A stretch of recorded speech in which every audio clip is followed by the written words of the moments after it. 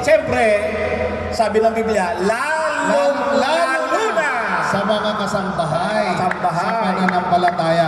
Kaya mga kapatid dyan sa taas, lugi ba kayo? O, kaway naman kayo dyan, kaway, kaway. Pagka naririnig nyo kami, kaway. Ayun, may kumakaway, 3. Dito sa kabila, dun, sa kulay pula. Kaway kayo dyan. Yan. Sayang ba oras nyo dito sa nasa harap kaya? Punta kayo dito, mga kapatid. Lapit kayo dito. Lapit kayo sa grasya. Ito.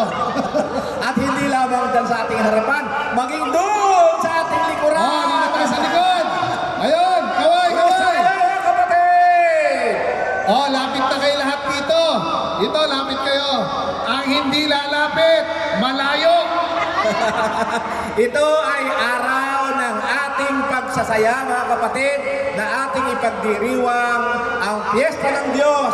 At ito ay nagbibigay ng hudyat sa atin. Ito